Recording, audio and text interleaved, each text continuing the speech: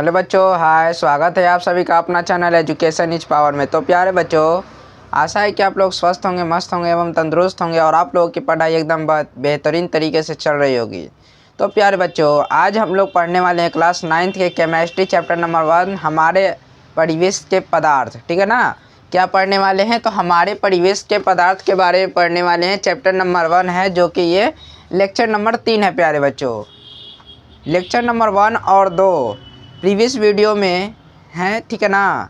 तो आप लोग प्लेलिस्ट में जाकर उस वीडियो को देख सकते हैं, समझ सकते हैं और उसके बाद इस वीडियो को भी आप लोग देख सकते हैं, ताकि एकदम बेहतरीन तरीके से आप लोगों को भी समझ में आ जाए। ठीक है ना। तो कृपया करके 2 वीडियो पड़े हुए हैं प्लेलिस्ट में, तो उन 2 वीडियो को पहले आप लोग देख लीजिए और उसके बाद इस वीडियो को भी देख लीजिएगा, ताकि आपको समझ में आ जाए। ठीक है ना। तो आइए हम लोग अपना क्लास स्टार्ट करते हैं और हम लोगों का क्लास स्टार्ट अब होने वाला है। ठीक है। सर्वप्रथम हम जानेंगे किस चीज़ के बारे में जानेंगे, तो द्रव्यनांक के बारे में जानने वाले। ठीक है ना, कि द्रव्यनांक होता क्या है। ठीक है। तो आइए हम लोग जानते हैं द्रव्यनांक क्या है। ये देख सकते हैं प्यारे बच्चों, ये है द्रव्यनांक। द्रव्यनांक कहते किसे, इसके बारे में हम लोग जानते हैं। तो बोल रहा है कि किसी ठोस को गर्म करने पर वह द्रव में बदल जाता है और उसे ही क्या कहते हैं, द्रव्यनांक कहते हैं। मतलब बोला जा रहा है प्यारे बच्चों कि किसी भी ठोस पदार्थ को यदि हम गर्म करते हैं ना, तो उसको क्या बोला जाता है, द्रव्यनांक बोला जाता है। क्यों? क्योंकि वो द्रव्य अवस्था में परिवर्तित हो जाता है। अब सर इसका एग्जाम्पल दीजिए, फिर से वही वाली बातें। ठीक है ना। तो आइए हम लोग एग्जाम्पल को जानते हैं। जब आप फ्रिज में पानी को रख देते हो ना जमने के लिए, तो वो क्या हो जाता है, वो एक ठोस पदार्थ बन जाता है। वो एक आकृति ग्रहण कर लेता है। कैसा आकृति? तो ठोस का आकृति ग्रहण कर लेता है, जो कि बहता नहीं है। ठीक है ना। वो ऐसी आकृति ग्रहण कर लेता है और जब तक वो अपनी अवस्था में रहता है ना, जब तक वो फ्रिज में रहता है, तब तक वो क्या होता है ना, कि वो उसी अवस्था में रहता है। ठीक है। बर्फ़ के अवस्था में ही रहता है। और जैसे ही उसको बाहरी तापमान में, बाहरी वातावरण में लाया जाता है ना, तो वो धीरे धीरे वो अपनी अवस्था परिवर्तित करता है। यानी कि जब वो गर्मी मिलता है, उसको ऊष्मा मिलता है ना, तो वो क्या होता है, द्रव्य में परिवर्तित होता जाता है। तो ठीक वही प्रक्रिया को क्या बोलते हैं, द्रव्यनांक। किसी ठोस को द्रव्य में बदलने की प्रक्रिया को द्रव्यनांक कहते हैं। आई बात समझ में? तो आइए प्यारे बच्चों, अब हम आगे बढ़ते हैं वाष्पन की ओर। सर वाष्पन क्या होता है? जाहिर सी बातें हैं प्यारे बच्चों कि आप लोगों के क्वेश्चन, दिमाग में क्वेश्चन इतने बनते हैं ना कि क्या हम बताएं, क्वेश्चन ही क्वेश्चन। ठीक है। तो आप लोग यहाँ पर भी क्वेश्चन पूछ सकते हैं, सर वाष्पन क्या होता है? कहीं उवल स्तर का, कि जब खाना बनता है तो जो बर्तन से, जो खाना से जो वाष्प निकलता है, उसी को वाष्पन बोलते हैं। तो हाँ, उसको भी आप मान सकते हैं, उसको भी वाष्प ही बोला जाता है। ठीक है ना। तो यहाँ पर देख सकते हैं कि द्रव्य को गर्म करने पर वह गैस में अर्थात वाष्प में बदल जाता है। जैसे आप चावल बनाते होंगे, जब आप चावल बनाने के लिए द्रव्य को चूल्हे पर चढ़ाते हैं और वो द्रव्य खौलने लगता है, तो उसमें से एक गैस निकलता है, वाष्प निकलता है। ठीक है ना। उसी को बोलते हैं वाष्पन। ठीक है। तो इतनी में कोई दिक्कत तो नहीं होने वाली है। ठीक है ना प्यारे बच्चों, यहाँ पर कोई दिक्कत नहीं ना है। पूछ देगा कि वाष्पन किसे कहते, तो आप नहीं बता दीजिएगा, बता दीजिएगा ना कि द्रव्य को गर्म करने पर क्या है, द्रव्य को गर्म करने पर जब वो गैस के रूप में परिवर्तित हो जाए या वाष्प के रूप में परिवर्तित हो जाए, तो उसको क्या बोलते हैं, वाष्पन बोलते हैं। ठीक है। तो देखिए यहाँ पर संघनन, ये संघनन क्या होता है? तो आइए हम जानते हैं संघनन क्या होता है। जब गैस को ठंडा करने पर द्रव में बदल जाता है, तो उसे क्या बोलते हैं, संघनन बोलते हैं। जब किसी वाष्प को या गैस को ठंडा करते हैं, तो उसको क्या होता है, देखिए यहाँ पर जब गैस को ठंडा करते हैं तो क्या परिवर्तित होता है, जाहिर सी बात है जब उसमें कुछ हम प्रक्रिया करते हैं, कुछ कार्य करते हैं, तो उसमें कोई ना कोई चेंजेस आएंगे ही। तो हम क्या कर रहे हैं यहाँ पर, गैस को ठंडा कर रहे हैं ना, वाष्प को ठंडा कर रहे हैं। और वाष्प को ठंडा करने से ये भी कुछ चेंजिंग हुआ, इसमें भी क्या हुआ ये कि वो द्रव्य में बदल गया। ठीक है ना, जब हम गैस को ठंडा किए तो वो द्रव्य में बदल गया। ठीक है, अब देखिए प्यारे बच्चों, ऊर्ध्वपातन, ये रहा आप लोगों का ऊर्ध्वपातन। तो सर ये ऊर्ध्वपातन क्या है, ऊर्ध्वपातन क्या है, जाहिर सी बात है कि आप लोगों की तो क्वेश्चन बनते ही बनते हैं। तो यहाँ पर आप देख सकते हैं कि ऊर्ध्वपातन क्या होते हैं। ठीक है ना, तो देखिए, वैसे पदार्थ जिसे गर्म करने पर ठोस से सीधे गैस में बदल जाता है, वैसा पदार्थ जिसको गर्म करने पर ठोस से सीधे गैस में बदल जाता है, ठोस से सीधे गैस में बदल जाता है, और ठंडा करने पर गैस से सीधे ठोस में बदल जाता है, तो उसी को बोलते हैं ऊर्ध्वपातन। ठीक है,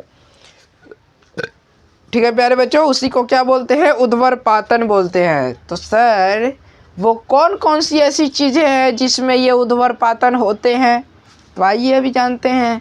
देखिए यहाँ पर कपूर, जिसको आप खुले वातावरण में छोड़ देते होंगे तो कहते होंगे कि बिला जाएगा, उसको डब्बा में डाल के रखो ना, तब बिला जाए कपूरवा, कहते हैं ना कि ऐसे ना रखे के चाहिए, ना तो कपूरवा बिला जाए, तो उसी को बोलते हैं। ठीक है ना, ऊर्ध्वपातन, ये एक ऊर्ध्वपातित वस्तु है। ठीक है, ठोस कार्बन डाइऑक्साइड, नैफ्थलीन की गोली, नैफ्थलीन की गोली का इस्तेमाल कहाँ पर होता है प्यारे बच्चों, बहुत सारे लोगों को आप देखते होंगे कि कपड़ा जो होता है वो बहुत दिनों तक बड़े बड़े पेटी में रखी जाती है, तो उसमें नैफ्थलीन की गोली रख दी जाती है ताकि उसमें कीड़े मकोड़े वगैरह चीज़ें ना लगे।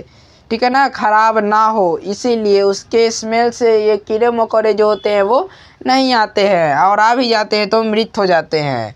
और यहाँ पर देख सकते हैं अमोनियम क्लोराइड, जो कि नौशादर है। ठीक है, यहाँ पर एक पॉइंट दिया हुआ है, नोट पॉइंट बोल सकते हैं इसको प्यारे बच्चों, नोट पॉइंट है। ठीक है ना, तो ये नोट पॉइंट कहता है कि इस प्रकार के पदार्थ को ऊर्ध्वपातित पदार्थ कहते हैं। ये जो अभी ऊर्ध्वपातित पदार्थ, इस प्रकार के पदार्थ पता है ना, ये जितने भी पदार्थ हैं इन सभी को क्या बोलते हैं, तो ऊर्ध्वपातित पदार्थ बोलते हैं। ठीक है, तो प्यारे बच्चों यहाँ तक में आई होप कि आप लोगों को एकदम पूरी तरीके से समझ में आ गए होंगे, कहीं भी प्रॉब्लम्स तो नहीं हुई होंगी। ठीक है ना, तो हम लोग आगे बढ़ते हैं प्यारे बच्चों, आप लोग स्क्रीनशॉट लेना चाहें तो ले सकते हैं और हम इसको मिटा देते हैं। ठीक है, तो देखिए प्यारे बच्चों, यहाँ पर हमने अभी अभी पढ़ा था, क्या पढ़ा था, वाष्पन को पढ़े थे, क्वथनांक को पढ़े थे, संघनन को पढ़े थे और ऊर्ध्वपातन को पढ़े थे। यू नो कि आप लोगों को भी अभी अभी पढ़ाएं तो याद तो होगा ही। ठीक है ना, तो अभी हमसे पूछा जा रहा है ना कि वाष्पन और क्वथनांक में अंतर लिखिए। क्या लिखिए, अंतर। तो क्या आप लोगों को इसमें अंतर नहीं लिखाएगा, बहुत ही इजी सा चीज़ है, अंतर लिखना क्या बड़ी बात है। जब हम डेफिनेशंस को जान सकते हैं, जान लिए हैं, तो अंतर लिखना तो एकदम यू चुटकी का काम है ना, हाँ यू हो जाएगा। देखिए अभी कभी भी विज्ञान में आप लोग अंतर लिखिएगा ना, तो एक तरह एक इधर लिखिएगा तो ये ठीक उसके उस तरफ एक लिखिएगा। ठीक ना, और जो इस तरफ लिखाता है ना उसी के अपोजिट उस तरफ लिखाता है। ठीक है, तो इस बात को एकदम गौर से ध्यान दीजिएगा। ठीक है, तो यहाँ पर पहले नंबर में देखिए बोला जा रहा है कि वाष्पन हर एक ताप पर होता है। क्या होता है, वाष्पन जो होता है वो हर एक ताप पर होता है, जबकि इसमें बोला जा रहा है ना, इसमें क्वथनांक में बोला जा रहा है कि क्वथनांक के लिए तापमान निश्चित होता है। क्वथनांक के लिए तापमान क्या होता है, निश्चित होता है।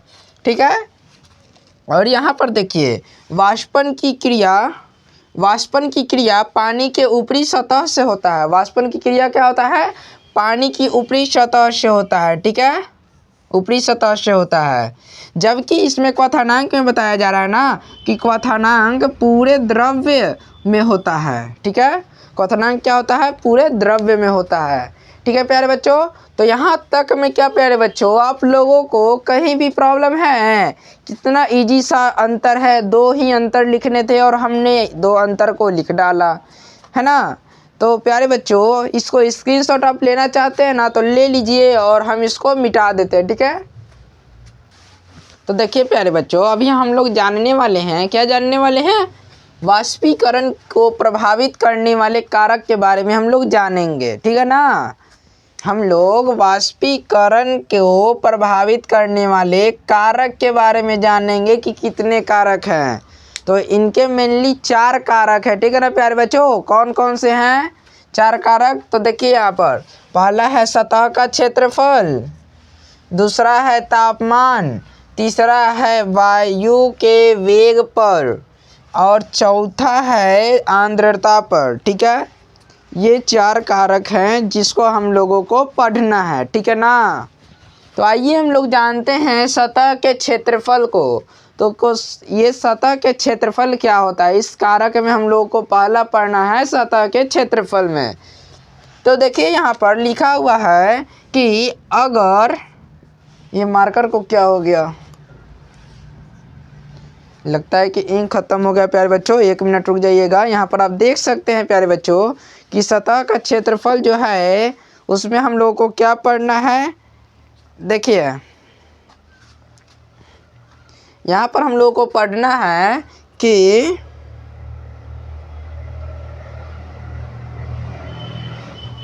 मार्कर को भी ना प्यारे बच्चों जीवित रहने के लिए इसको एक भोजन चाहिए और वो भोजन इसको इंक से मिलता है, ठीक है ना। जब तक इसमें इंक रहेगा ना तब तक ये अपना कार्य कर रहा होगा और जैसे ही इसको भूख लग जाता है ना तो कहता है कि अब ना उगेंगे, ठीक ना। अब क्या बोलता है कि अब ना चलेंगे, जब तक हमको खाना ना दीजिएगा ना तब तक ना चलेंगे। देखिए अब खाना आप दे दिए इसको, अब देखिए तराक तराक चलेगा। देखिए सतह के क्षेत्रफल में, देखिए यहाँ पर सतह के क्षेत्रफल में बोला जा रहा है कि अगर सतह का क्षेत्रफल बड़ा होगा तो वाष्पीकरण तेज गति से होगा। बोल रहा है कि अगर सतह का क्षेत्रफल जो है वो बड़ा होगा ना तो वाष्पीकरण जो है वो तेज गति से होगा, लेकिन अगर सतह का क्षेत्रफल छोटा होगा तो क्या होगा, वाष्पीकरण जो है वो धीरे धीरे होगा। वाष्पीकरण कैसा होगा, धीरे धीरे होगा, ठीक है। अब देखिए दूसरा नंबर में बोल रहा है तापमान में, क्या बोल रहा है तापमान में कि तापमान ज़्यादा रहने पर वाष्पीकरण तेज गति से होगा और तापमान कम रहने पर वाष्पीकरण धीरे धीरे होगा। इसमें भी वही चीज़ें हैं, सेम उसी से रिलेटेड चीज़ें हैं। बोल रहा है कि अगर तापमान ज़्यादा रहेगा तो वाष्पीकरण जो है वो तेज गति से होगा और जब तापमान कम होगा तो वाष्पीकरण जो है वो धीमी गति से होगा, ठीक है ना। तो आई होप कि आप लोगों को कहीं भी प्रॉब्लम तो नहीं हो रही होगी, लेकिन एनीवेज आपको अगर कहीं भी प्रॉब्लम्स नज़र आए तो आप लोग बेझिझक कमेंट कर दीजिएगा, ठीक है ना, हम उसको बता देंगे, ठीक है।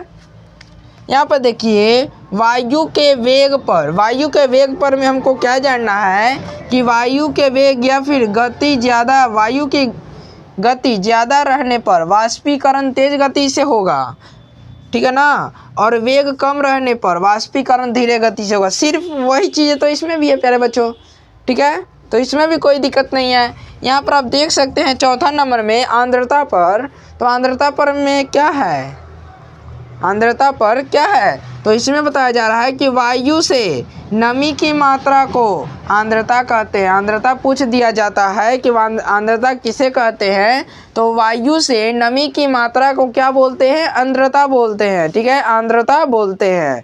तो प्यारे बच्चों यहाँ पर आपको कहीं भी दिक्कत है, हाँ नहीं है ना, ऐसे कोई बच्चे ऐसे नहीं है जो दिक्कत बता रहे हैं। तो आप लोग एक काम कीजिए, आप लोग क्या कीजिए ना, इसको स्क्रीनशॉट ले लीजिए और हम इसको मिटा देते हैं, ठीक है, ले लिए।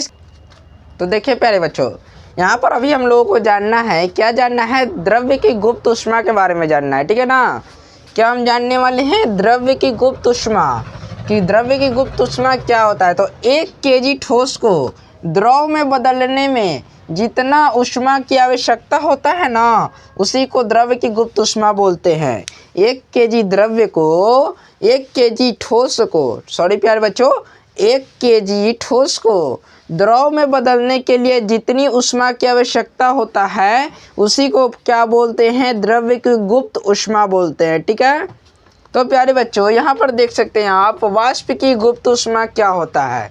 तो आइए हम लोग जानते हैं वाष्प की गुप्त ऊष्मा के बारे में कि क्या होता है। ठीक है ना, तो 1 केजी द्रव्य को वाष्प में बदलने में जितनी ऊष्मा की आवश्यकता होता है उसे वाष्प की गुप्त ऊष्मा कहते हैं। सेम उसी की तरह है, थोड़ी सी चेंज है 1-2 वर्ड की। ठीक है ना, तो देखिए 1 केजी द्रव्य को वाष्प में बदलने के लिए जितना ऊष्मा की आवश्यकता होता है ना उसी को बोलते हैं, क्या बोलते हैं, वाष्प की गुप्त ऊष्मा बोलते हैं। ठीक है ना, तो प्यारे बच्चों यहाँ पर आप देख सकते हैं ये दाब का क्षेत्र, दाब का जो डेफिनेशन है ये हर बार एग्जाम में 2 नंबर में पूछा जाता है। ठीक है ना, तो आइए हम लोग जानते हैं दाब किसे कहते हैं। प्रति एकांक क्षेत्रफल, प्रति एकांक क्षेत्रफल पर लगने वाला बल दाब कहलाता है। क्या कहलाता है, दाब कहलाता है। ठीक है, और दाब बराबर फॉर्मूला है प्यारे बच्चों बल बटा क्षेत्रफल, जिसको इंग्लिश में न्यूटन पर मीटर स्क्वायर बोलते हैं।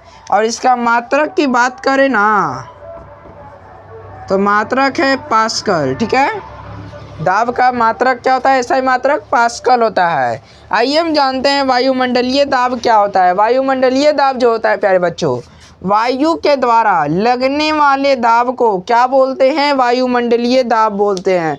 जब वायु हमारे ऊपर बल लगाता है ना तो वायुमंडलीय बल कहलाता है या फिर वायुमंडलीय दाब कहलाता है। ठीक है, और एक वायुमंडलीय दाब बराबर फॉर्मूला होता है प्यारे बच्चों 1.01 इंटू 10⁵ पास्कल, 1.01 गुने 10 के पावर 5 पास्कल होता है। ठीक है ना, तो प्यारे बच्चों अगर आपको कहीं भी यहाँ पर प्रॉब्लम है तो बेझिझक आप लोग बोल सकते हैं कि हाँ सर हमें इस जगह पे इस टॉपिक में प्रॉब्लम है, आप कमेंट कर सकते हैं। ठीक है ना, आप पहले पूरी वीडियो देख लीजिएगा, 1 बार ना हो 2 बार वीडियो को देखिए, लेकिन ज़रूर अच्छी तरीके से देखिए। उसके बाद बोलिए कि हाँ सर आपके पढ़ाए हुए में हमें कुछ ना कुछ प्रॉब्लम हो गई है। ठीक है, तो आइए इसको स्क्रीनशॉट ले लीजिए और हम इसको इरेज करके आगे बढ़ते हैं। ठीक है ना, तो प्यारे बच्चों हमने प्रीवियस वीडियो लेक्चर में हमने जाना था कि पदार्थ को मुख्यतः 3 भागों में बांटा गया है, ठोस, द्रव्य, गैस। लेकिन प्यारे बच्चों हमने ये भी बताया था कि जब एग्जाम में आए तो 3 ही मारना है, बट रियल में ये 5 अवस्था है। ठीक है ना, पदार्थ की कितनी अवस्था है, 5 अवस्था है।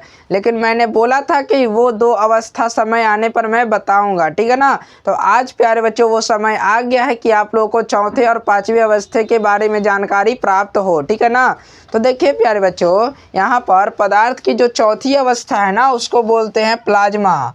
पदार्थ की चौथी अवस्था को क्या बोलते हैं, प्लाज्मा। और पदार्थ की 5वीं अवस्था को Bose Einstein condensate, Bose Einstein condensate बोला जाता है 5वीं अवस्था को। ठीक है, तो आइए जानते हैं कि प्लाज्मा क्या होता है। गैस को गर्म करने पर, गैस को गर्म करने पर प्लाज्मा बनता है। जब आप गैस को गर्म करते हैं ना तो उससे प्लाज्मा का निर्माण होता है। जैसे सूर्य हो गया, तारे हो गए, जुगनू हो गया, ये सब जो है वो प्लाज्मा के ही उदाहरण है। ठीक है, आई होप कि आप लोगों को एकदम बढ़िया तरीके से समझ में आ रहे होंगे। और जहाँ भी दिक्कत हो प्यारे बच्चों बेझिझक आप बता सकते हैं।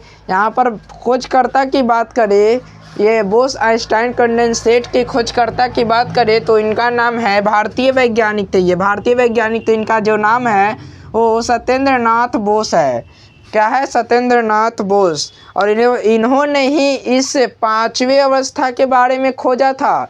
5वीं अवस्था का पता लगाया था कब, तो 1920 ईस्वी में। इन्होंने 1920 में इस चीज़ का खोज किया था। ठीक है ना, और उन्होंने बताया कि ठोस को बहुत अधिक ठंडा करने पर पदार्थ का 5वां अवस्था बोस आइंस्टाइन कंडेंसेट प्राप्त होता है। किसने बताया था, तो सत्येंद्र नाथ बोस ने बताया था। ठीक है ना प्यारे बच्चों, तो आशा है कि आप लोगों को यह बेहतरीन तरीके से समझ में आ रहे होंगे प्यारे बच्चों। और यह प्यारे बच्चों ये वीडियो जो है वो अब समाप्त होता है, क्योंकि इस चैप्टर के जितने भी टॉपिक थे, मेन टॉपिक थे, जितने भी चैप्टर्स के टॉपिक थे, वे सभी टॉपिक्स को हम समाप्त कर चुके हैं प्यारे बच्चों। तो आशा है कि आप लोग इसको बेहतरीन तरीके से समझ गए होंगे। तो प्यारे बच्चों इस वीडियो को लाइक कीजिएगा, सब्सक्राइब कीजिएगा और बेल आइकन को ज़रूर प्रेस कर दीजिएगा और अपने मित्रों के साथ इस वीडियो को ज़रूर शेयर कीजिएगा। ठीक है ना प्यारे बच्चों, धन्यवाद।